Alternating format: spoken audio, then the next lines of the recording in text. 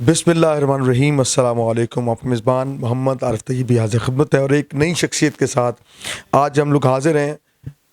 कुछ लोग हमारा फ़ख्र होते हैं और नौजवान इस पाकिस्तान के अंदर, ये पाकिस्तान वो मुल्क है जहाँ पे बहुत ज़्यादा यूथ जो है बहुत ज़्यादा इस मुल्क के अंदर है और नौजवानों के अंदर एक ऐसा नौजवान जो सितारों के मानद चमक के सामने आया है।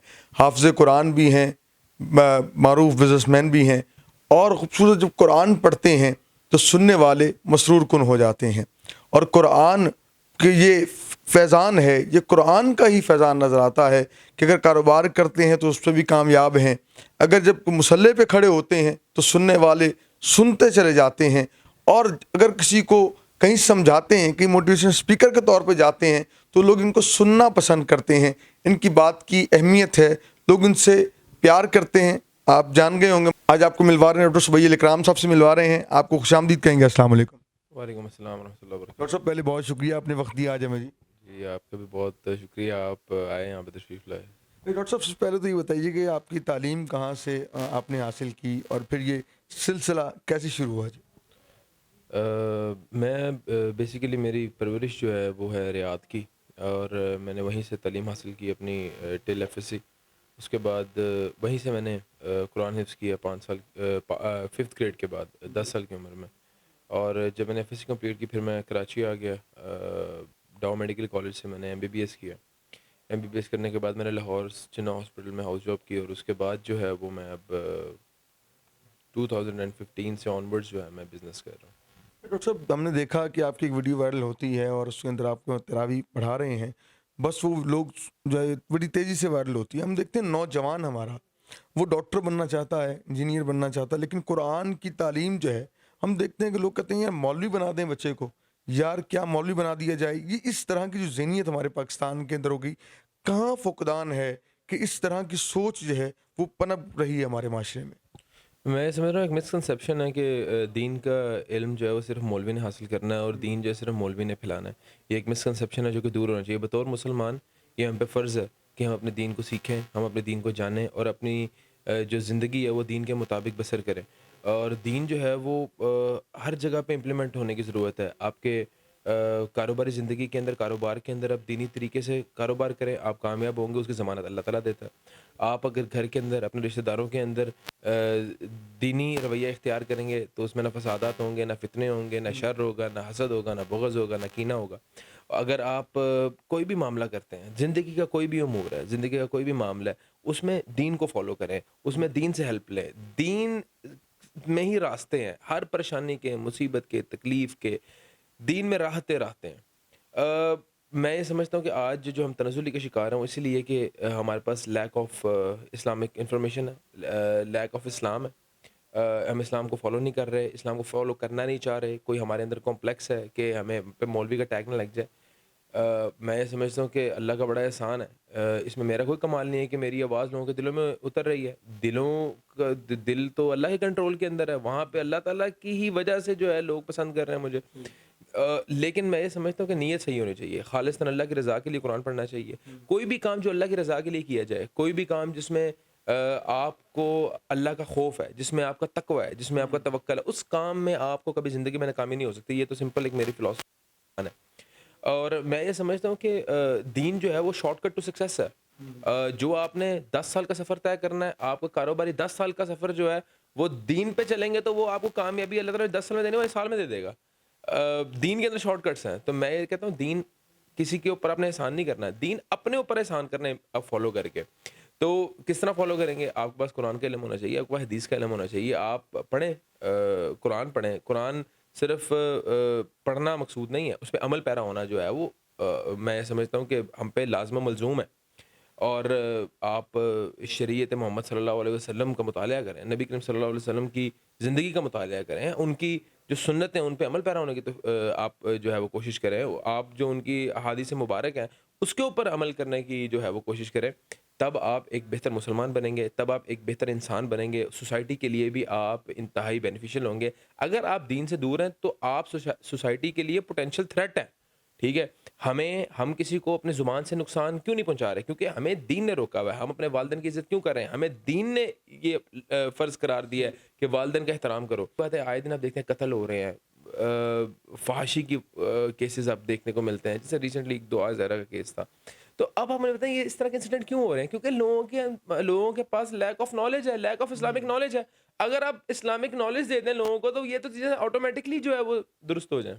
ڈاکٹر صاحب جس طرح آپ نے بات کی اس حوالے سے کہ یہ جو دین کے حوالے سے بات کر رہے ہیں آپ، بلا شبہ دین جو ہے مکمل ضابطہ حیات ہے، قرآن مکمل ضابطہ حیات ہے. لیکن ہم دیکھتے ہیں جو لوگ کچھ دین کا کچھ لبادہ اوڑا ہوا ہے وہ اس کے اینڈ پہ جو ہے بہت سارے غلط کام بھی کر رہے ہوتے ہیں. اگر یہ جواب دیتے ہیں کہ آپ سے بہتر دین ہمیں پتہ ہے، تو ان کے بارے میں کیا کہتے ہیں؟ دیکھیں ایک انگلش کا ایک محاورہ ہے، no profession is bad, professionals make it bad. ٹھیک ہے، اگر فار ایگزامپل ایک ڈاکٹر چوری کر رہا ہے تو اس کا یہ مطلب نہیں ہے ڈاکٹر سارے جو ہے وہ چور ہیں یا میڈیکل اسٹڈیز کے اندر کوئی برائی ہے. اور اگر اسی طرح کوئی لائر جو ہے اگر وہ غلط کام کر رہا ہے، کوئی جھوٹ بول رہا ہے، کوئی کسی کا حق مار رہا ہے، تو اس کا یہ مطلب نہیں ہے کہ ہمارے لا کے اندر کوئی مسئلہ ہے. فالوور غلط ہو سکتا ہے، اسی طرح اسلام کا کوئی فالوور غلط ہو سکتا ہے. اسلام غلط نہیں ہے. اسلام تو امن و امان کا درس دیتا ہے، اسلام تو اخلاقیات کا درس دیتا ہے، اسلام تو پیس کا درس دیتا ہے. تو اسلام کو فالو کرنے والا بندہ ایسا ہو ہی نہیں سکتا. وہ اسلام کو مس یوز کر رہا ہے. جو بندہ دین کی آڑ کے اندر غلط کام کر رہا ہے وہ اس کا مطلب ہے اسلام کو مس یوز کر رہا ہے. ایسے بندوں کو ڈاکٹر صاحب کیا کہتے ہیں؟ ایسے بندوں کو جو ہے جس طرح میں مفتی کبھی کی بات کرتا ہوں، ایسے بندوں کو پھر مفتی کہنا یا مولانا کہنا جائز ہے، ٹھیک ہے کہ نہیں؟ یہ بتائیں ایسے لوگوں کون ہے جو ایسے لوگوں کو نگلیکٹ کرے گا، کہے گا کہ ان لوگوں کو اس باؤنڈری سے باہر کر دینا چاہیے جو اسلام کا مس یوز کر رہے ہیں؟ کیا کہتے ہیں؟ دیکھیں بات سنیں، اسلام کی کوئی یہاں پہ نا کوئی اسلام کوئی فرینچائز تو نہیں ہے، نہ کوئی ایسوسیشن ہے، نہ کوئی اسلام کا کوئی کونسل ہے یہاں پہ کہ بیٹھے ہوئے ہیں کوئی اسلام کے جو ٹھیکے دار ہیں جو کسی کو باہر کر دیں کسی کو اندر. نہیں، اسلام کا جو معاملہ ہے وہ آپ کا اور اللہ کا معاملہ ہے، دیٹس اٹ. اور ہاں رہی بات آپ کی جو اس طرح کی غلط حرکتیں کرتے ہیں یا سوسائٹی کے اندر اس طرح کا فتنہ فساد برپا کرتے ہیں، وہ لوگوں کا اسلام سے کوئی تعلق نہیں اور ہمیں ان کو کوئی اہمیت نہیں دینی چاہیے، کوئی توجہ نہیں دینی چاہیے. ختم بات ہے. ڈاکٹر صاحب پہلا کتنے مسئلے سنا چکے ہیں، اور پہلا جو مسئلہ سنا ہے وہ کوئی اب تک یاد ہے کہ کیا کیفیت تھی کہ پہلی بار آپ تراویح سنانے جا رہے ہیں اور ایک ظاہر سی بات ہے گھبراہٹ ہوتی ہے بندے کو کہ کھڑے ہو کے سنانا ہے، وہ کچھ واقعہ ہمارے دیکھنے والوں سے شیئر کرنا چاہیں؟ 22 مسئلے میں سنا چکا. ظاہری بات ہے پہلا مسئلہ جب سنانے جاتے تھے روتے ہوئے آتے تھے. زبردستی والے سب لے کے جاتے تھے. 10 سال کی عمر تھی تو نہ اتنا فہم تھا نہ اتنی کوئی عقل تھی، تو ایک بوجھ ہی لگتا تھا. اور میں کریڈٹ دیتا ہوں اپنے والد صاحب کو، اپنی والدہ کو، انہوں نے بہت زیادہ محنت کی، ایفرٹ کی، اور زبردستی جو ہے مجھے اس وقت انہوں نے تراویح پڑھائیں کہ اگر تم نے تراویح نہ پڑھائی تو تم قرآن جو ہے وہ بھول جاؤ گے. تو اللہ کا بڑا احسان ہے، والدین کی ایفرٹ ہوتی ہیں، والدین کی ایک بہت زیادہ جو ہے کوششیں ہوتی ہیں جس کی وجہ سے ایک انسان کے اندر سے جو ایک اس کا ٹیلنٹ ہے وہ نکھرتا ہے. اور خاص طور پہ اللہ تعالیٰ کی سب سے بڑی بات تو ہے رحمتیں ہیں، اللہ تعالیٰ کا فضل ہے جس کی وجہ سے جو ہے اللہ کا فضل ہے تو سب کچھ ہے، ورنہ ہم تو خاکسر ہے. اپنے والدین کو بہت زیادہ جو ہے وہ کریڈٹ دینا چاہیے اپنے سکسیس میں، اس کی وجہ کہ والدین کا ایک بہت بڑا اہم ایک کردار ہوتا ہے ایک بچے کو سکسیزفل بنانے میں، ایک بچے کو جو ہے وہ اس کی پرسنالٹی کو انہینس کرنے میں. تو اللہ تعالیٰ کی رحمتوں، اللہ تعالیٰ کے فضل کے بعد میں سمجھتا ہوں کہ والدین کی بہت زیادہ ایفرٹ تھی اس سارے معاملات کے اندر. اور الحمدللہ اللہ کا بڑا احسان ہے، اللہ کا بڑا کرم ہے کہ قرآن جو ہے وہ یاد ہو گیا، قرآن جو ہے وہ ضبط جو ہے وہ مضبوط ہو گیا. اور انشاءاللہ آگے بھی جب تک زندگی ہے تب تک تراویح پڑھائیں گے، اور تب تک انشاءاللہ اللہ تعالیٰ کے ذکر کو بلند کرتے رہیں گے. اور یہ ہماری خواہش ہے اور ہمارا یہ ایمان ہے کہ اللہ تعالیٰ جو ہے وہ شاید ہمیں دنیا کے اندر بھی جو ترقی دے رہا ہے. ڈاکٹر صاحب کھانے کے کتنے شوقین ہیں اور کیا پسند ہے کھانے میں؟ میں فوڈی تو ہوں، میں کم اسپائسی کھانا جو ہے وہ پسند کرتا ہوں. کوئی بھی را چیز ہو، جیسے میٹ ہو، دمبا ہو، را شیپ میں جتنا بنا بھی لیتے ہیں کہ صرف کھانا ہی جانتے ہیں؟ نہیں میں لسی بنا لیتا ہوں، لیکن اس سے زیادہ جو ہے وہ لسی مجھے بنانی آتی ہے. پچھلے دنوں آپ کی ایک ویڈیو وائرل ہوتی ہے اور اس میں عمران خان صاحب سے ملنے جاتے ہیں، بہت سے لوگ تنقید کرتے ہیں اس پہ کہ جی ڈاکٹر صاحب جو ہیں وہ تحریک انصاف جوائن کرنے جا رہے ہیں، کوئی سیاسی پارٹی شمولیت. آخر اس کے پیچھے اندر کی کہانی ہے کیا؟ آپ کرنے کیا گئے؟ کہ واقعی ہی آپ کوئی ٹکٹ لینے جا رہے ہیں، کوئی شمولیت کرنے جا رہے ہیں؟ خان صاحب نے بلایا کیا، کیوں تھا، کیا باتیں ہوئی آپ کے درمیان؟ دیکھیں اللہ تعالیٰ کا بڑا احسان ہے کہ ایک سوسائٹی کے اندر لوگ عزت کرتے ہیں، اور اسی طرح جو ہے وہ سوسائٹی کے اندر ہی سیاستدان بھی شامل ہیں. تو ملاقاتیں ہوتی ہیں، سب سے ملاقاتیں ہوتی ہیں. سعد رفیق صاحب سے بھی ملاقات ہوئی، عمران خان صاحب سے بھی ملاقات ہوئی، چودھری پرویز الہی صاحب سے بھی ملاقات ہوئی. الحمدللہ سارے بہت زیادہ عزت کرتے ہیں، احترام کرتے ہیں، پیار کرتے ہیں. تو رہی بات سیاست کی، تو انشاءاللہ سیاست کا تو پورا عزم ہے، سیاست کریں گے بھی اور انشاءاللہ ضرور کریں گے. سب پارٹیز کو اگر آپ دیکھا جائے تو ہاں میری ایک میں ریٹ کرتا ہوں تحریک انصاف کو سب سے اوپر. مجھے ان کے آئیڈیالوجی سے جو ہے اتفاق بھی ہے. شروع کریں. مطلب ایک اور چیز دیکھتے ہیں کہ کوئی بھی عالم دین، کوئی حافظ قرآن اگر کسی اچھی گاڑی میں آ جائے، اچھا لباس پہن لے، تو لوگ اس پہ اعتراض کرنے لگتے ہیں کہ یہ ان کا کیا کام ہے اچھی گاڑی میں آنا، ان کا کیا کام ہے اچھا لباس، تنقید کرتے ہیں. ایسا کیوں ہے؟ ہمارے معاشرہ جو اس طرح کی سوچ کا کیوں شکار ہے؟ دیکھیں یہ صرف عالم دین کو یا اس طرح کے ایک دین کو فالو کرنے والے لوگوں کے لیے نہیں ہے. ایک سیاستدان بھی اگر کوئی امیر سیاستدان ہے تو اس کو بھی دیکھ لو کہ یہ کرپٹ ہے. تو ہر بندے کو اس کی فیلڈ کے حساب سے اس پہ ٹیگ لگایا جاتا ہے.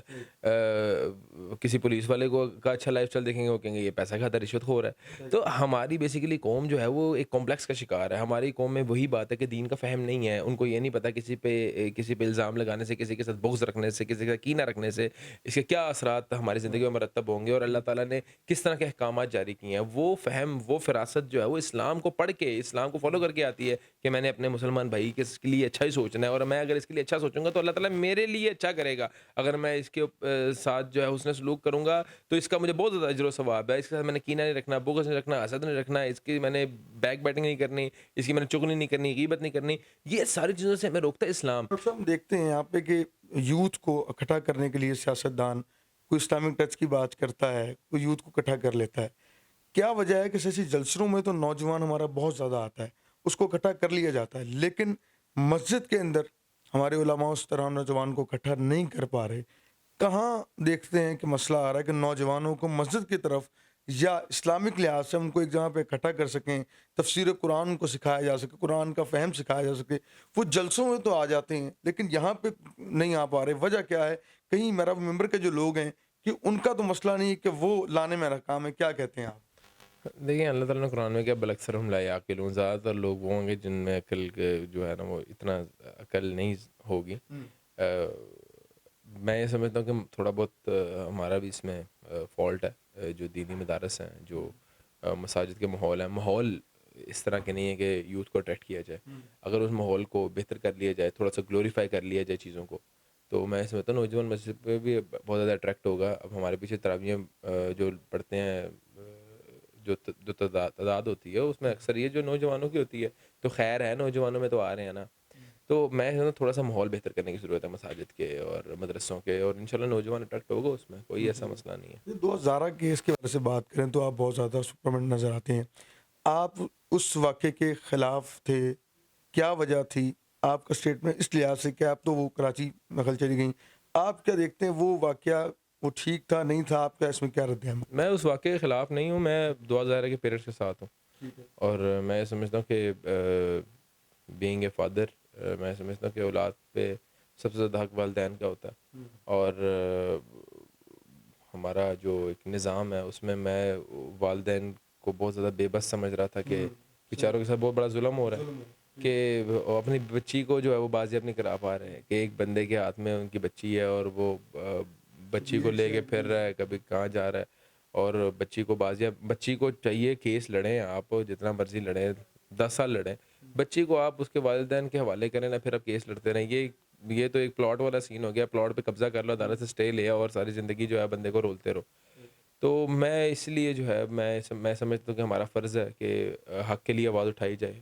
حالانکہ ہمارا اس میں کیا بینیفٹ ہے، لیکن وہ ایک قوم کی بچی ہے، وہ پاکستان کی بیٹی ہے، وہ ہماری بہن ہے، اور میں سمجھتا ہوں اس کا انصاف ہونا چاہیے. وہ ایک کم سن معصوم بچی ہے جس کو اچھے برے کا اس وقت نہیں پتہ، اور اس کے والدین سے زیادہ مخلص اس کے ساتھ کوئی بھی نہیں ہے، اور اس کے والدین سے زیادہ اچھا اس کے لیے کوئی بھی نہیں سوچ سکتا.